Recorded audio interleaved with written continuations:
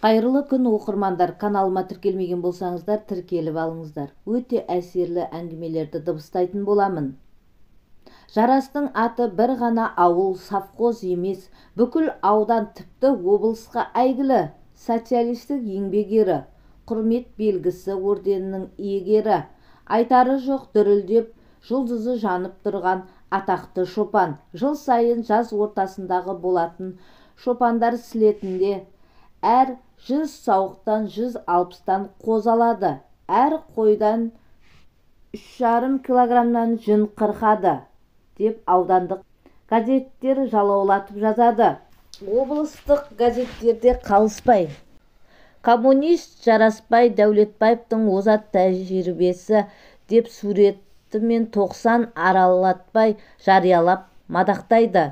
Шопандардың ауылдық аудандық жиналыстарында, совхоздың партия ұйымының аудандық партия конференцияларында, облыстық кәсіподақ ұйымдарының жиналыстарында Жарас Дәулетбаев төрде президиумда басшылармен қатар отырып бірінші сөз сөйлейді. Бірнеше мәрте республикалық съезде де делегат болып қатысып, онда да облыс атынан биік трибунада өз жетістігі туралы баяндады. Осындай мақтаулар мен марапаттар пәлен жыл бойы қайталана берген соң басы айналған Жарас кейде кеудесіне нан пісіп, кей кезде өзін тым өктем ұстайтын. Ауданнан, облыстардан келген өкілдерді құрақтай ұшып қарсы алып, кетерінде майлап, қалталарын мол қаражатпен директорларына да шекесіне қарап қалатын. Осы Жарас кеше жайлауға апта сайын қатынап тұратын көлікпен совхоз орталығына келген. Мұнда салдырып қойған 5 бөлмелі ақ шатырлы еңселі үйі бар. Соған тоқтады. Бұл үйді әзірге тұрмысқа шыққан қызы Зылихаға беріп қойған. Енесі бала шағасымен тұрады. Жарастың жап-жаңа бірнеше костюм шалбарлары, көйлектері бір бөлмеде арнайы өзінің шкафында ілулі тұрады. Орталыққа келген соң малдағы киімін шешіп, жуынып, қырынып, осы киімдерді киеді. Бүгін де сөйтті. Елуді еңсеріп қалса да Жарас үстіне киім кигенде мүлде жасарып көрінеді.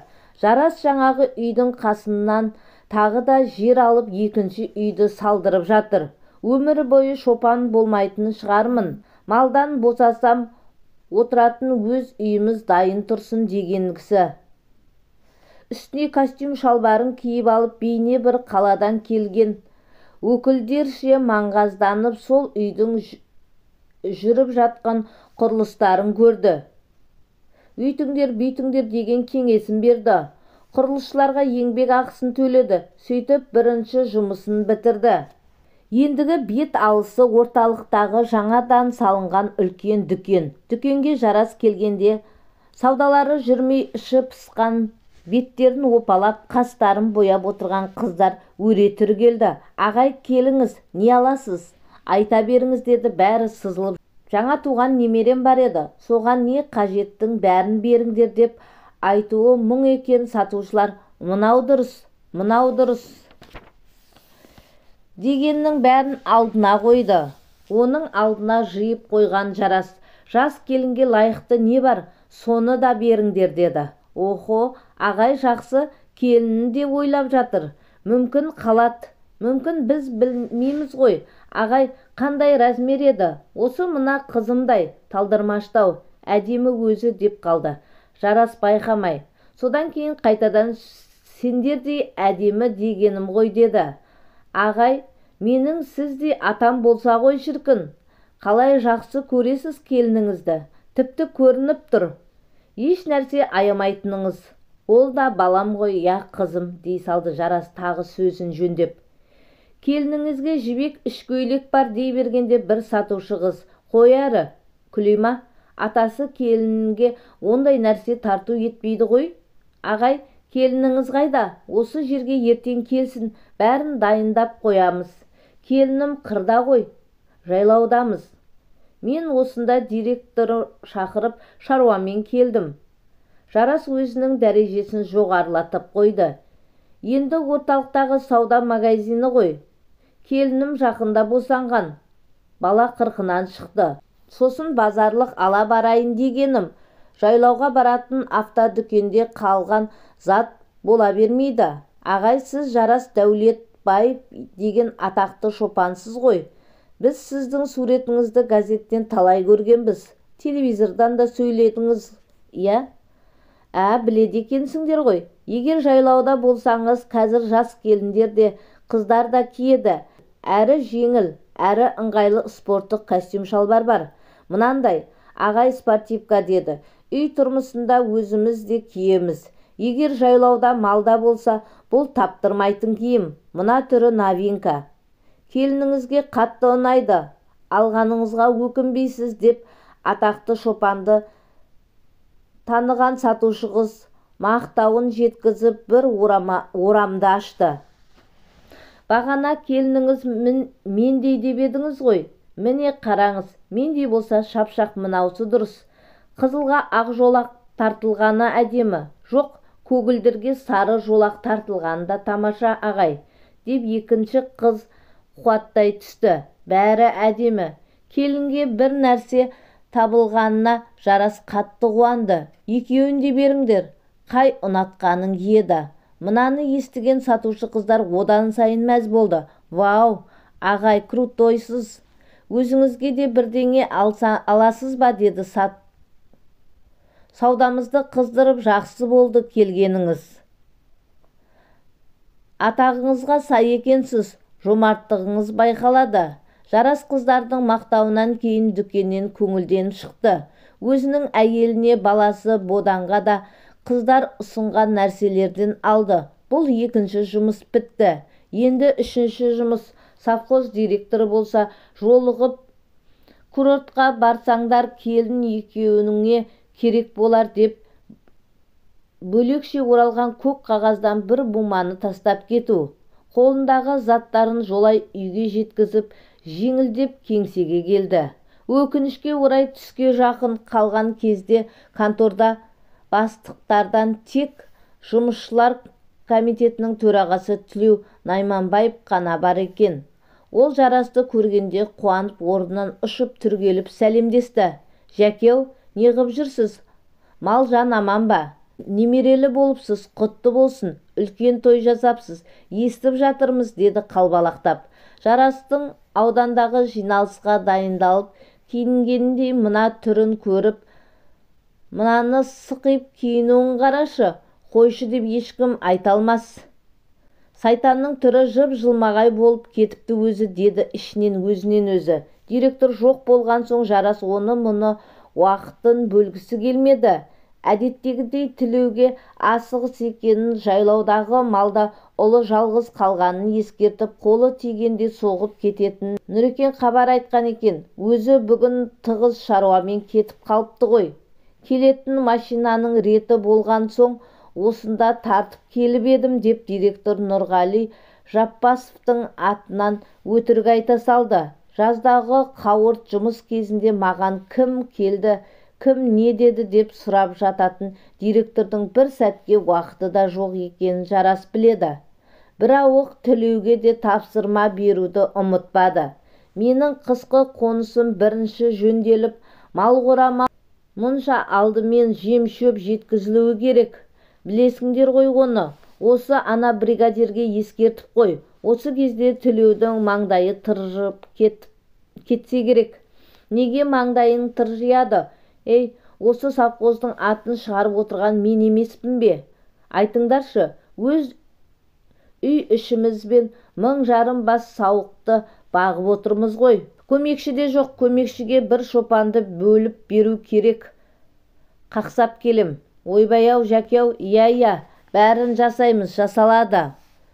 Бірақ өзге де малшылар, шопандар бізге қарап отыр ғой.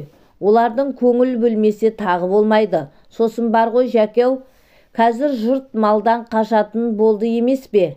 Бәрінің есіл дерті қала болады да тұрады.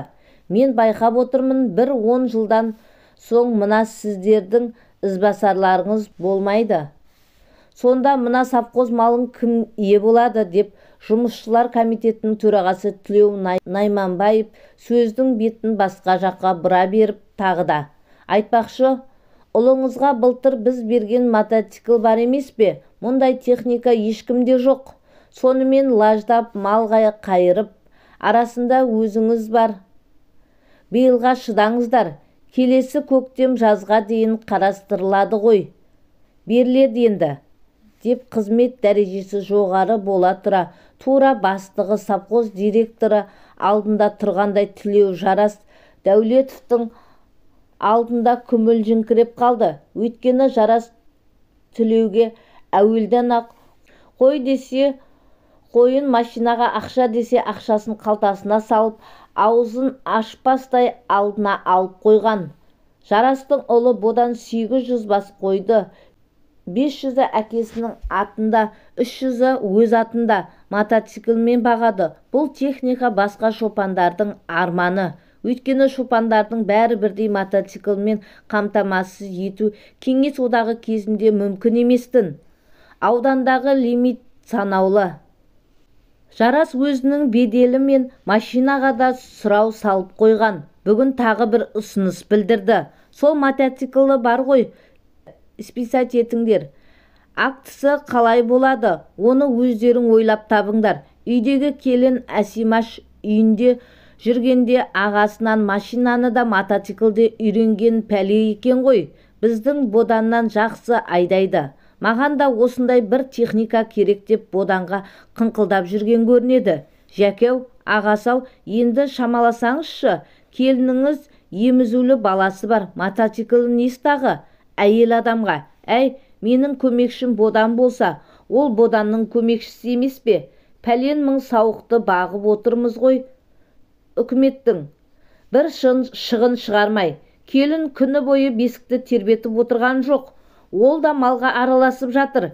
Немере мен үй шаруасы жеңгеңде. Әсимаш жас қой, әлі өз қызымыздай. Қалаға кетем, қойы құрсын демей жалғыз ұлдың қасында жүргеніне қуанам. Өзің жаңа ғана айтқан жоқсың ба?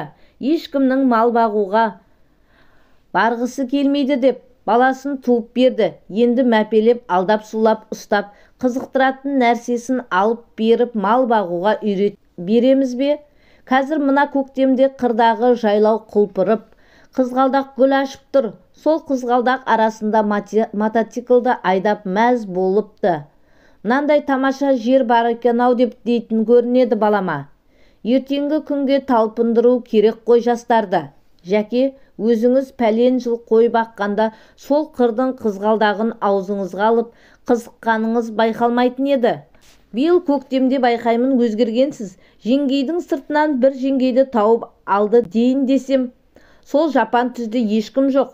Әлде ауданға жиі қатынап жүргенде біреу кездесті ма сізге?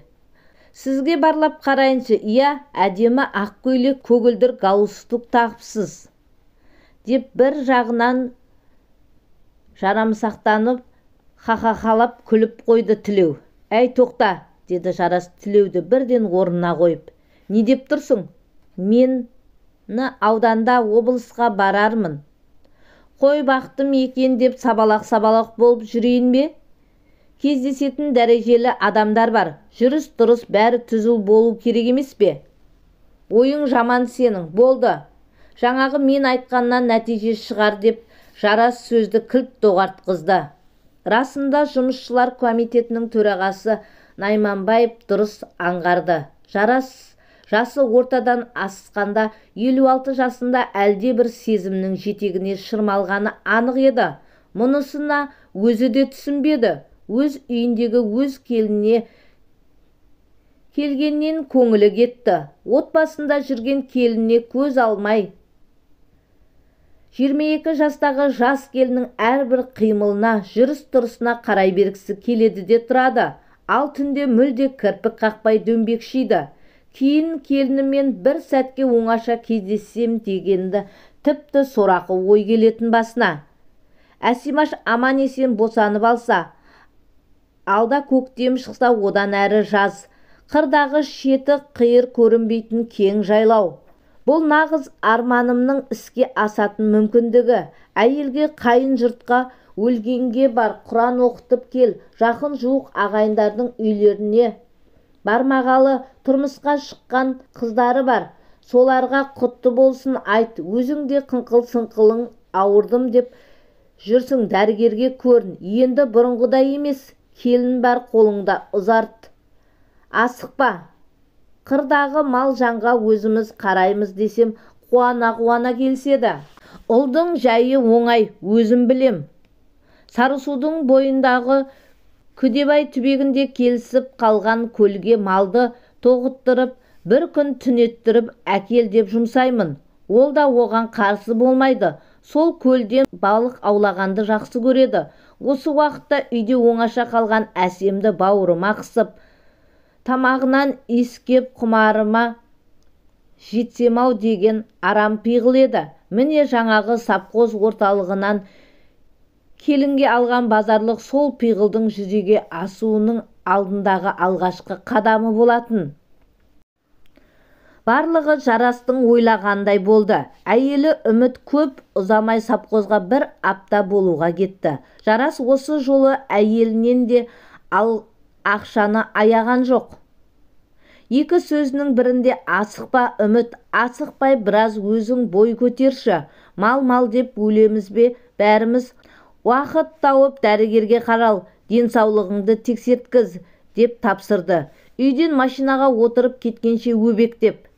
Әйелі кеткенін екінші күнде бұрын ұлымен отырып сөйлесе бермейтін. Жарас оның бөлек киіз үйдегі отауына келді. Кішкене баланы бесікте тербетіп отырып, ұлын мақтаңқырап, өзінің ісін жақсы басып келе жатқанын айтып, көпшік қоя. Құдай қаласа енді УАЗик машинасын әпергісі кеп совхоз директорына мұны тапсырғанын айтты. Көке, шын ба? Директор келісті ме деп баласы қуанышын жасырмады. Мен ауданда жиналыстарда жүргенде малдың басын шашу шығармай, аман сақтап жүрген ұлым-ау сенің арқан ғой. Менің жетістігім, менің алған орденім, менің атағым, абыройым бәрі сенікі. Еңбек сенікі. Ал атағы менікі боп жүр ұлым дегенде, өмірі мұндай жылы сөз естімеген ұлы бодан мүлде не айтарын білмей, тілі күрмеліп қалды. Жарас салмақты қалпы сөзін әрмен жалғастырды. Әсемжанға да бір мотоцикл алып берсем бе деп сөйлесіп қойдым. Дәл осы кезде ішке самауыр көтеріп келе жатқан Әсем қуанғаннан қолындағы самауырынды қоя сала атасы Жарасты жүгіріп кеп құшақтай алды да, көке рахмет деп атасының бетінен сүйіп алды. Ойламаған жерден келіннің бұл қылығы Жарасты мүлде есінен адастыра жаздады. Енді деді Жарас ұлына, Күдебайдың түбегіне малдарды қашан тоғытып алған дұрыс дейсің? Сен де менен артық білмейсің. Екеуміз де барайық па? Жоқ, біреуміз барып ана көрші Әлмұханда 300-ақ бас. Әлмұханның малымен бірге бәрін бір мезгілде тоғытқанымыз дұрыс па? Сен қалай дейсің бұған, деді ұлымен ақылдасқан кейіпте. Бодан әкесі өзімен ақылдасқанына, санасқанына төбесі көкке жетті. Мақтаныш билегенде танауын бір тартып көтеріп қоятын әдетімен мұрнын жоғары көтеріп қойып шай ішкен кесесін келіншегіне итере. Өй көке, жылдағы іс қой. Әлмұханға қазір барып мотоциклмен айтып келем. Ертең екеуміз де атпен шығамыз. Балық аулап бір жағынан суға түсіп, өзім де ойлап жүргем. Мына сауықтар ыстықтай бастады. Жазғы қырқым таяп келеді. Соған дейін тоғыттыру керек-ау деп. Жүндері де өсіп қалды. Күн болса мынау ысып бара жатқан. Сөйтіп ертең кешкі салқынмен айдап барсақ, Күдебайға жетеміз. Келесі күні асықпай тоғытып, сол жердің шөбі шүйгін, малды тағы бір түнетіп, арғы күні қайтсақ та болмай ма? Көке, сен бармай-ақ қой. Әсемнің қасында қала бер. Жалғыз қала алмайды ғой. Апам да жоқ, бала бар, деді. Жарастың ішкі қуанышында шек жоқ. Барлығы өзі ойлағандай шешілді. Енді бір ғана түн қалды. шыдауым керек деп ойлады. Оның үстіне әсем бүгін сүйіп алған жоқ па? Жарас әсем екеуі оңаша қалатын сәтті көз алдына елестетті. Мен оны еркелетем шамалы, бірден үріктірмей. Сөйтсем, өзі де маған ықыласымен берілмей ме? Ол болуға тиіс, деп көптен өзі армандап жүрген тәтті сезімдермен балқып шала масайды. Жаз жайлауда шопандар бір-біріне ең жақын дегенде 3-4 шақырым қашықтықта орналасқан. Қырат ойлы-ғырлы болған соң кей кезде шопандардың тіккен үйлері көрінбейді. Кәнігі шопандар жылда бұл маңайды өздері әрбір қонысты алақандағыдай біледі. Адаспай тауып келеді, адаспай тауып барады бір-бірін. Жайлауға шығысымен бағылатын малды көмекшілеріне тапсырып, бас шопандар кезектесіп бір шопанның үйінде жиналып карта ойнайтын әдеттері бар. Олар үшін бұл жылда бұлжымас заң. Картаға 4 түлік мал салады: қой, сиыр, жылқы, түйе. Жылда осы кезде карта ойыны қызатын. Биыл бұл ойын әлі басталмай тұр. Ойынды бастап реттеп отыратын Жарастың көңілі басқа жақта. Кешке қарай ұстарамен қырынып, үстіне жаңа көйлек, шалбарын киіп, уыққа байланған қалтада тұрған үстіне әтірді сеуіп, Жарас өзін дайындап қойды. Ай жарық, түн тыныш, киіз үйде пілте шамның жарығы. Әсем кешкі шайды үлкен атасы мен енесі жататын киіз үйге әзірлеген. Дастархан басында екеуі ғана, бесікте бала пысылдап тәтті ұйқыда. Кеше бетімнен сүйіп алғанда біртүрлі болып кеттім. Содан әлі өз-өзіме келе алмай отырмын деп сөз бастаған Жарас шамалдан кейін: кешіріңіз, мен дұрыс істемедім, деді атасына әсем ұялып. Және атасы айтқан сөздің төркінін түсінбеді. Беттен сүйіп әдепсіздік жасадым деп қорқыпты. Жоқ, дұрыс істедің, менің күткенім ғой ол. Жаным, қалқам менің, сәулем, шырағым. Мен сені келгелі алжып қалдым ғой, алжып жүрмін жаным. Осынша жасқа келгенде әйел затында дәл саған ынтыққандай ынтық болмаппын. Жаным, әсемім, мен сендерше не дейтін еді? Түсініктісі, сені сүйемін мен, сүйемін. Сені күндіз түні көріп саған жете алмай өлгелі жүрмін. Енді өлтіре көрмеші мені. Жарас үздіккен күйі отырған көрпешеден сырғып әсемнің қасына жақындай берді. Келіні атасының тосын қылығынан денесі тітіркеніп шошып кетті. Әрі құлағы естіген сөзден жерге кірердей қатты ұялып, орнынан бірден атып тұрды. Жарас та орнынан түрегеле әсемге қолын соза берді. Көке, мына қылығыңыз тіпті ұят қой. Ұялсаңызшы, мен сіздің келініңізбін ғой, ұлыңыздың әйелімін ғой.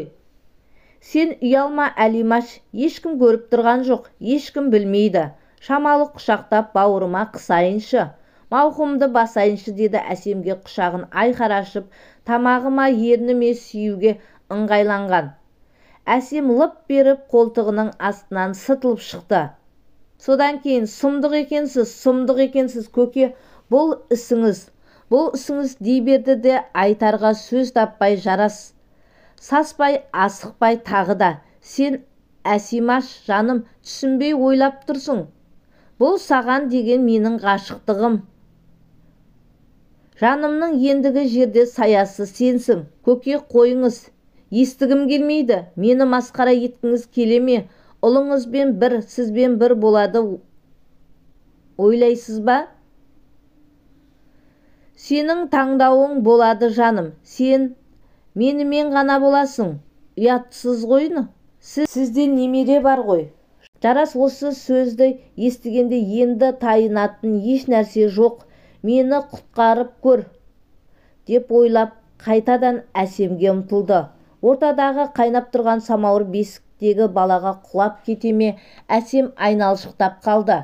Жарастың ендігі түрі тура қорқау қасқырға ұқсады. Әсемді білегінен шап беріп ұстап өзіне тарта бергенде әсем осы тұста қайыра жұлқынып Жарастың кеудесін басымен бір соқты.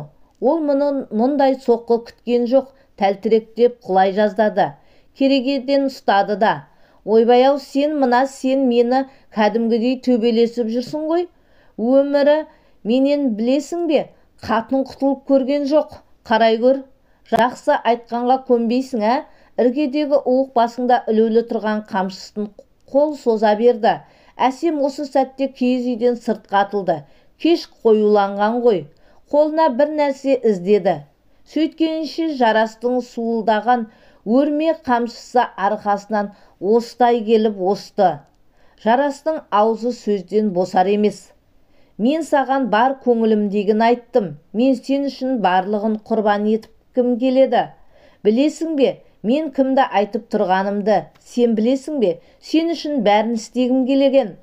Осынша уақыт осы күнді күткенмін. Ақылы бар ма десем, көрмақау екенсің. Түк еш нәрсе түсінбейсің. Мен саған түсіндіремін әлі. Қырдың кәрі тағысы ашуға қатты мінді. Бүгін қалай да менің дегенім болады. Маған көнесің.